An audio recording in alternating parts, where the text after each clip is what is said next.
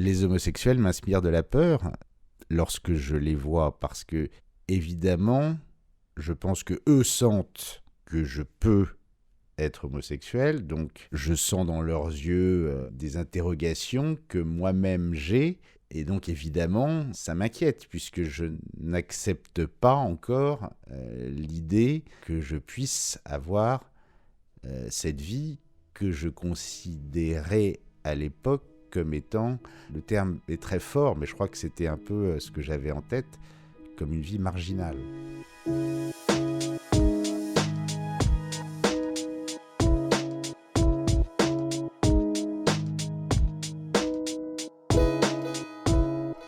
Les déviations racontent l'histoire de celles et ceux qui ont changé de vie. Et changer de vie, ce n'est pas seulement changer d'appartement, de job, de pays, c'est parfois se révéler. Révéler quelque chose de soi, à soi-même, quelque chose que l'on occultait, que l'on refusait de voir. Gauthier, lui, s'imaginait très bien avec une femme, des enfants, poussant le vice de vouloir se conformer au modèle, jusqu'à en souffrir. Avocat, il fait un burn-out. Il se retourne sur sa vie, il a 40 ans. Ce nouvel épisode, intime, troublant, vous raconte qu'il n'y a pas d'âge pour le coming out.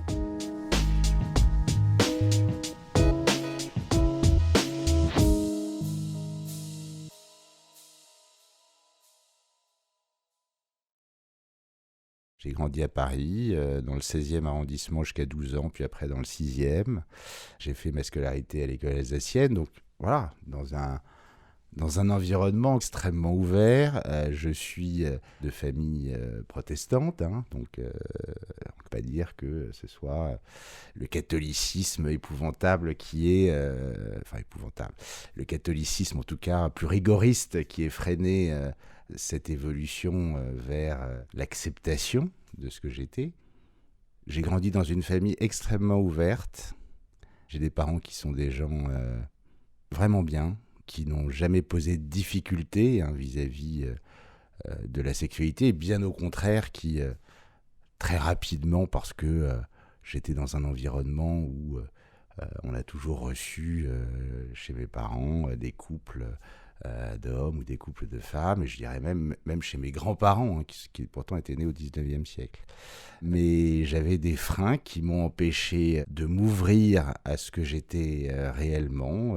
Non, je pense que c'est véritablement moi qui me suis créé un personnage que je trouvais bien, mais qui ne correspondait pas à la réalité.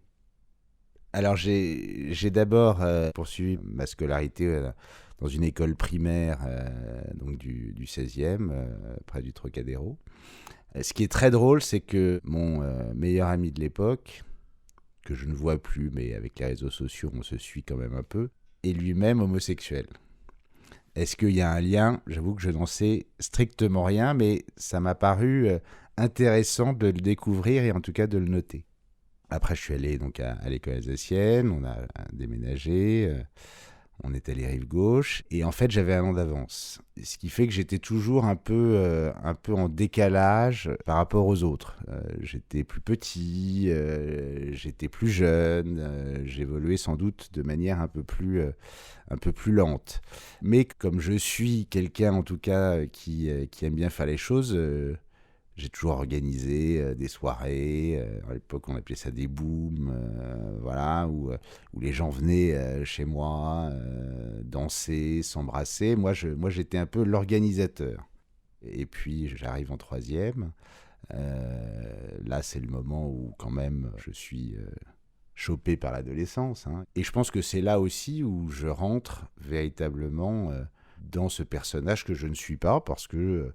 je sors avec des filles, je le demande à mes parents qui sont pas très favorables à ça, je m'inscris dans un rallye, tradition bourgeoise un peu idiote, mais bon, à l'époque c'était comme ça.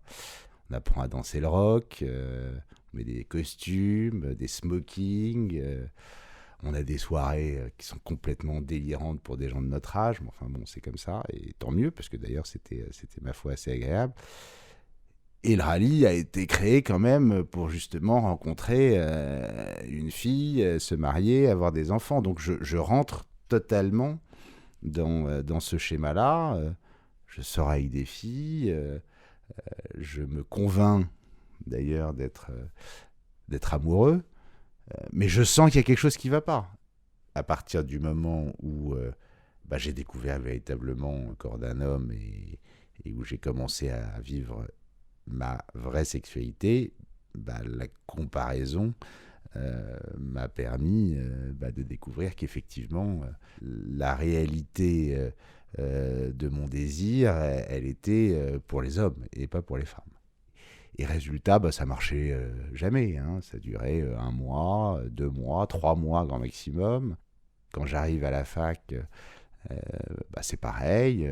J'ai des énormes bandes de copains, on sort. Et je voyais mes copains commencer à avoir des vraies relations. C'est le moment où, d'ailleurs, certains sont encore mariés avec des gens qu'ils ont rencontrés à cette période, ont 3 enfants. Et moi, je continue à ce moment-là, à faire semblant et à avoir des petites aventures de ci, de là. Bon, j'ai eu la chance, ou peut-être la malchance, c'est peut-être une malchance aujourd'hui, d'avoir des amis avec lesquels on avait une relation à la fois très intime, mais extrêmement pudique. C'est-à-dire qu'on ne se parlait pas de notre intimité. On parle politique, on parle histoire, on parle voyage, mais on ne parle pas sexualité, on ne se raconte pas nos expériences, on n'est pas du tout dans ces types de bandes. On est plus intello, entre guillemets, à s'échanger nos histoires de conquête, ce qui fait que finalement, on ne vient jamais me dire « Tiens, c'est quand même bizarre, toi, parce que t'as des petites histoires, mais enfin, ça débouche jamais sur rien. » Alors, je suis à Assas, en droit. Si j'ai eu la chance avant d'être dans un milieu familial assez ouvert et dans une école assez ouverte, là je me retrouve dans le traditionnalisme le plus grand. Hein. C'est-à-dire que c'est vraiment une ambiance assez catho, assez traditionnelle en termes d'organisation familiale. Je ne vois pas la vie homosexuelle. Je vais être très snob peut-être. Enfin, en tout cas, c'est la réalité telle que je l'ai vécue à ce moment-là. Moi, ma vie, c'était le 5e, le 6e, le 7e, le 16e et c'était terminé. C'était une époque où je ne traverse pas la Seine, je ne vais pas dans le Marais, je vais aller au bus ou au bain. Voilà. Lorsque je traverse la Seine, c'est pour aller dans des soirées parfaitement hétéro. Et c'est vrai qu'aujourd'hui, ça paraît complètement délirant, mais il y avait une vraie séparation entre ces deux mondes. Les homosexuels, je les vois chez mes parents. On commence à les voir un peu à la télé, etc. Mais j'en ai pas du tout dans mon cercle amical.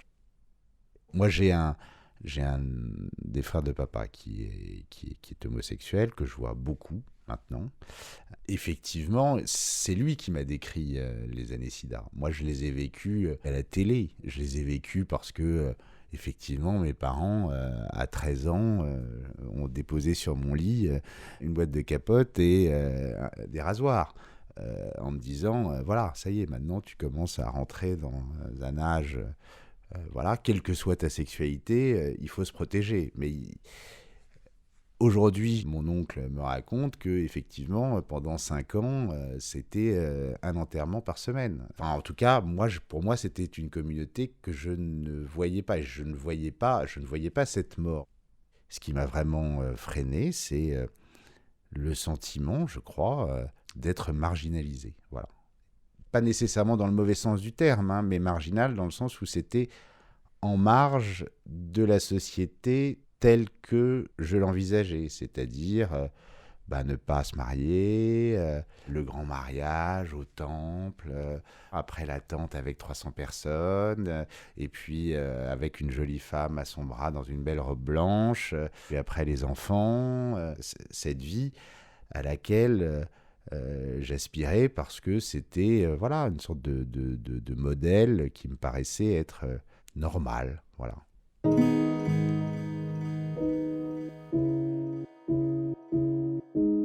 Je décide d'avoir une vie sexuelle épanouie, c'est-à-dire homosexuelle, aux alentours de 27-28 ans, d'abord pour vérifier que ça me correspond bien, puisque je le sens au fond de moi. Je ne suis pas à l'époque quelqu'un d'extrêmement sexué, c'est-à-dire qu'il peut m'arriver de passer 6 mois, 8 mois, 9 mois sans avoir de vie sexuelle. Et puis à un moment, sans doute l'alcool aidant, je quitte un dîner, ce que j'appelle classique, c'est-à-dire où je suis le 11e, c'est-à-dire grosso modo, il y a 5 couples de copains, hommes et femmes, et puis il y a le 11e toujours, on était toujours en nombre impair parce que j'étais seul. Et puis l'alcool aidant, je me dis, allez, justement, je vais aller dans le Marais. Puis je vais voir comment est-ce que les choses se passent, se déroulent. Puis ça s'est passé. Je découvre un peu ce monde, qui est un monde où la sexualité est quelque chose de très assumé et de beaucoup plus simple. Moi, j'avais jamais dragué une fille dans un bar. Là, je me mets dans un bar, je me fais draguer et que les choses se passent assez vite. C'est assez agréable de se faire draguer, en fait. Moi, je me suis jamais tellement fait draguer par les filles parce que je pense, peut-être que je ne m'en rendais pas compte quand ça m'arrivait, et deux, j'avais une sorte de distance et de timidité qui faisait peut-être, avec les filles, j'entends, en tout cas pour aller plus loin, qui faisait sans doute que ça n'arrivait pas. Donc c'était moi toujours qui étais obligé de me battre pour arriver à mes fins. En fait, dans ce monde que je découvre, là, tout est beaucoup plus simple. D'abord parce que ça me correspond. Comme c'est assez communautaire et que je découvre donc cette communauté, je peux très facilement scinder ma vie, avoir, je dirais, ma vie dans le Marais, dans 2-3 boîtes, etc. Et puis ma vie, je dirais, mondaine et professionnelle, où je suis en costume 3 pièces, à envisager mon mariage en blanc. Je ne veux pas renoncer à ces schémas, mais en réalité, j'y renonce de facto. En réalité, j'ai même été quasiment fiancé avec une amie. En fait, il y a eu une sorte de cheminement. Je dirais que au début, les choses ne se passaient pas nécessairement mal. Évidemment que le corps d'une femme n'a pas, pour moi, le même attrait que le corps d'un homme. Voilà, même si c'était pas évidemment particulièrement attrayant pour moi, ça ne posait pas trop de difficultés. Mais avec le temps, au moment d'aller plus loin dans l'organisation, j'ai été obligé de faire marche arrière. Ce qui d'ailleurs a été sans doute extrêmement difficile pour elle. Et je m'en veux encore aujourd'hui beaucoup. Et ces fiançailles, ou ces quasi-fiançailles, voilà, c'est le chant du cygne. C'est vraiment le moment où je me dis, je fais une dernière tentative, même si...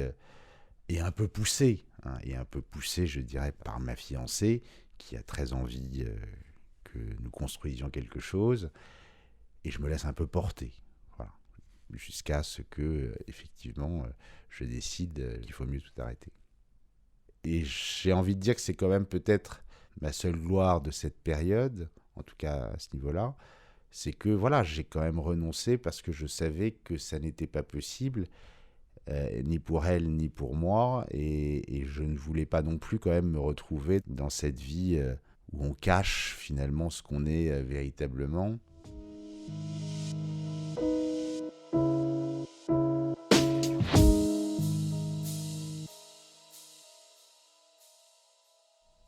Je crois que j'ai eu un vrai émoi. Enfin, même je suis tombé amoureux d'un de mes collaborateurs qui est devenu après un de mes associés. Ce qui était à la fois génial, parce que ça, comme je travaillais beaucoup et lui aussi, on était tout le temps ensemble. Donc il y avait comme une espèce de vie de couple au travail, mais complètement platonique, sachant que lui aussi était homosexuel, voilà. Et on était ensemble sans l'être. Enfin, c'était complètement délirant d'ailleurs quand j'y repense. Et on dînait ensemble quasiment tous les soirs. On avait une relation comme une vie de couple, sauf que ça n'allait pas tellement plus loin. Mais j'étais un adolescent, c'est-à-dire que j'avais envie de le voir tout le temps, j'avais envie de dîner tout le temps avec lui, j'annulais des dîners avec d'autres amis, etc., en leur racontant n'importe quoi pour dîner avec lui. Et on avait cette espèce de jeu, parce que tout ça était évidemment réciproque, mais avec cet interdit qui était, voilà, comme on travaille ensemble, comme j'ai été son patron, que maintenant on est associés, ça met une sorte de limite et ça permet de ne pas avoir à se poser la question. Voilà, il y avait d'aller plus loin. Et je dirais que j'ai pensé que ça me conviendrait parce que finalement j'avais cette fausse vie de couple. Lui était un petit peu plus jeune, il venait d'une famille plus provinciale. Je crois pas qu'il y ait des physiques homosexuels ou pas homosexuels, mais en tout cas, il était plus... j'aime pas ce terme, mais il avait un côté plus efféminé que celui que j'avais, et j'ai jamais douté du fait qu'il soit homosexuel. C'est peut-être aussi ça qui m'a attiré. Mais en tout cas, il n'en parlait pas, et on n'en a jamais d'ailleurs officiellement parlé. Enfin, on faisait des allusions.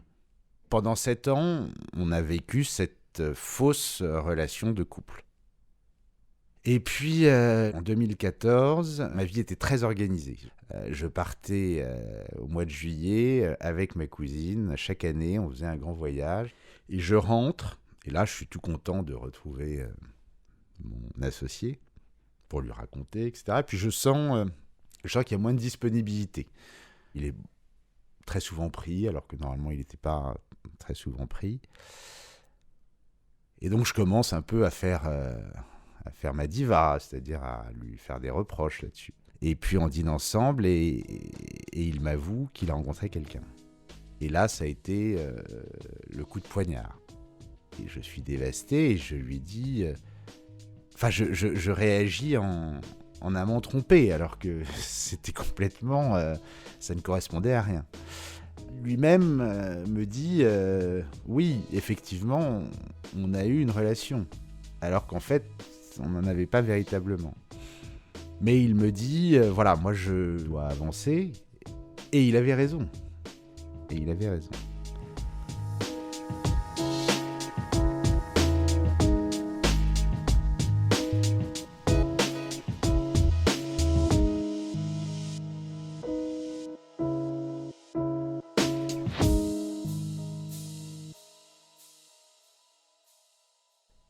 Je rentre de vacances et je m'aperçois que ma vie s'est écroulée. En fait, la vie telle que je l'avais organisée autour de cet homme n'existe plus. Je me retrouve finalement en face de la vacuité de mon parcours et en train de me dire ouais, ben non, j'ai pas avancé. Finalement, je suis pareil qu'à 23 ans. Et là, je rentre dans une espèce de dépression très forte que j'appelle burn-out parce qu'en plus, il y a eu une répercussion professionnelle. Et je dirais que professionnellement parlant, en plus, les choses étaient devenues extrêmement tendues. Donc, voilà, incapable de me concentrer, très difficile de me lever. Je vais plaider, je suis complètement à la ramasse. Bon. Et puis, fin octobre, je ne peux plus véritablement travailler. Mes associés s'en rendent compte. Ils appellent mon père. Ils viennent me chercher... un lundi matin, chez moi, et je suis hospitalisé dans une maison de repos en banlieue parisienne. Et là, c'est à la fois une sorte de rupture terrible et puis de libération. Voilà, parce que déjà, je retire complètement de mon esprit toutes les difficultés professionnelles et je me concentre, et c'est peut-être la première fois de ma vie où je me concentre principalement sur moi. Et il se trouve que le samedi, juste avant donc d'être hospitalisé, j'avais rencontré dans un bar un jeune garçon. Et il vient me voir. Et il vient me voir pratiquement tous les soirs, après les visites classiques dans cette clinique. Et je ne sais pas si c'est le fait qu'il vienne me voir, si c'est le fait que je commence donc une thérapie. Tout commence à devenir beaucoup plus simple dans mon esprit, beaucoup plus clair. Au bout de 6 semaines, je pars, car on estime que je suis en capacité de sortir, je suis toujours en arrêt. Et avec ce jeune garçon qui n'était pas si jeune que ça d'ailleurs, mais on décide de partir à New York. Et donc il fallait quand même que j'explique un peu à mes proches qui étaient un peu inquiets légitimement, parce que ça faisait quand même 6 semaines qu'ils me voyaient dans une maison de repos psychiatrique, pourquoi et avec qui je partais à New York. Mes parents sont venus me chercher donc, à la clinique le jour de ma sortie. Nous sommes allés déjeuner au restaurant. Et donc, je leur ai annoncé que je partais à New York et que je ne partais pas seul, que je partais avec un homme. Et là, réaction totalement normale, enfin rien d'exceptionnel. Je suis parti à New York, on a passé 15 jours là-bas, géniaux, très, très, très bon moment. Je suis rentré à Paris, j'ai fait le tour de tous mes amis. Moi, j'avais qu'une trouille, c'était vis-à-vis des enfants. De mes filleuls. Je trouve que en vieux célibataire, sans enfants, j'ai 5 ou 6 filleuls, desquels je suis très proche, parce que comme ça, ils compensent sans doute mon manque de paternité, et c'est vrai que je les vois beaucoup, on va au cinéma, enfin voilà, on a toujours fait beaucoup de choses ensemble. Et j'avais qu'une peur, c'est leur réaction. Et là, c'est là où le monde a quand même changé en 20 ans de manière phénoménale. Là encore, ils m'ont regardé, mais comme si j'étais vraiment le dernier des derniers.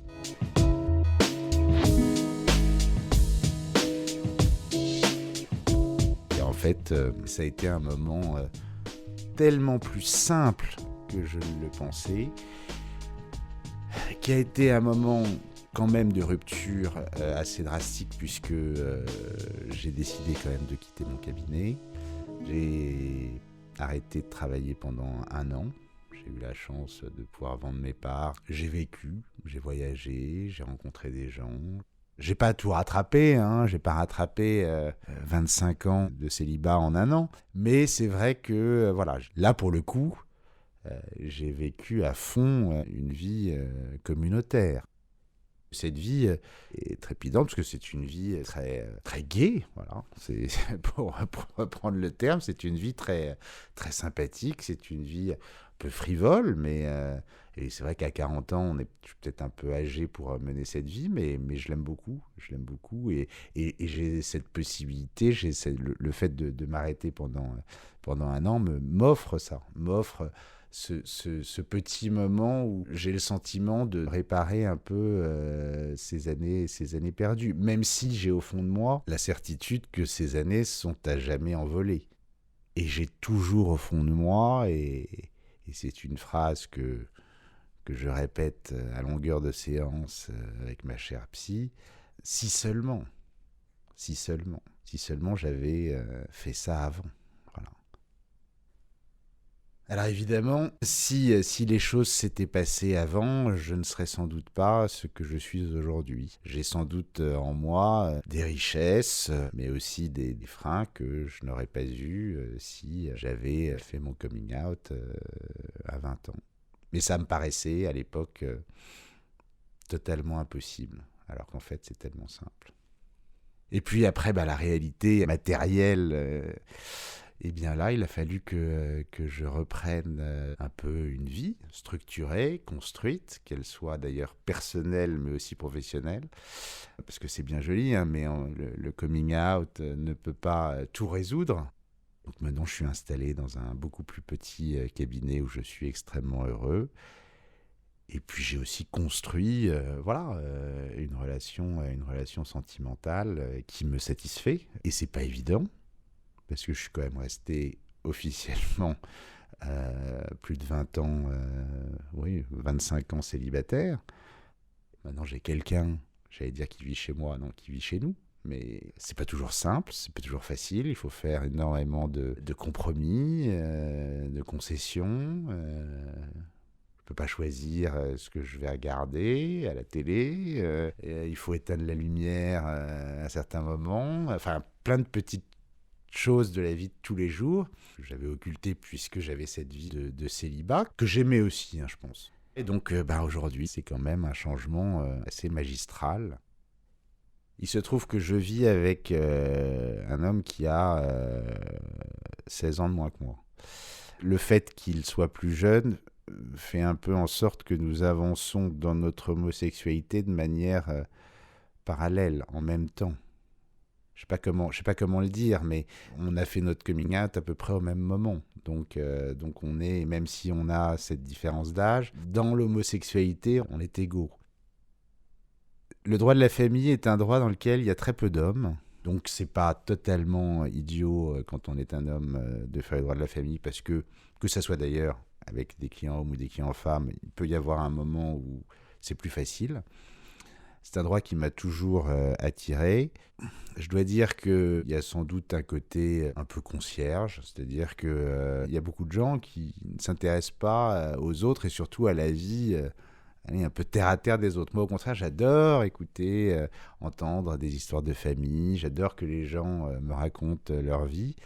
Et puis, oui, bien sûr que le mariage, qu'il soit hétéro ou homo, ça m'a toujours intéressé, que la filiation et toutes les problématiques liées à la filiation, qu'on parte de la filiation adoptive, la filiation anciennement légitime jusqu'à la GPA, les dons d'ovocytes, etc. Évidemment que tout ça est très passionnant et tout ça, évidemment aussi, fait écho en moi. Hein, voilà.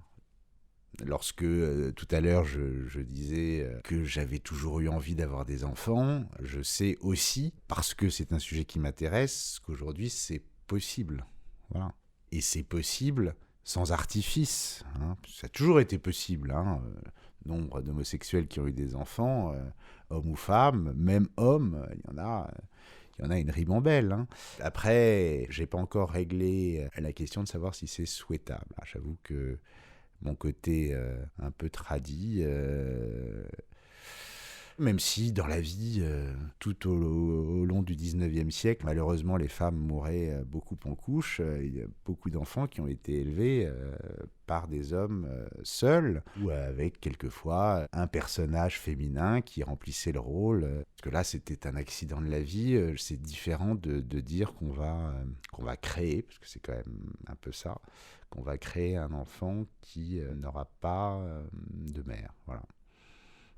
Et comme je n'ai pas envie de partager un enfant avec une femme sans avoir de relation familiale avec elle, parce que je pense que élever un enfant à deux, ça se prévoit, il faut en parler, il faut en discuter. Justement parce que je fais du droit de la famille, je vois à quel point c'est compliqué, même après 10 ans de mariage et une séparation, on n'a pas nécessairement les mêmes idées sur l'éducation.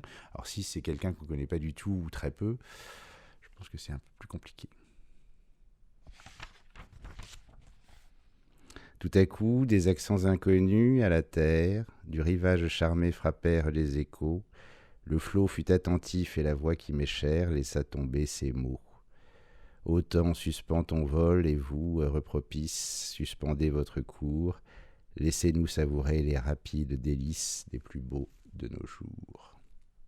C'est un texte que j'ai toujours aimé depuis mon enfance. C'est un peu courir après le temps. Lorsqu'on change de vie à 40 ans, on a peut-être le sentiment, je dirais pas d'avoir perdu ces 40 premières années, mais en tout cas de ne pas les avoir vécues intensément.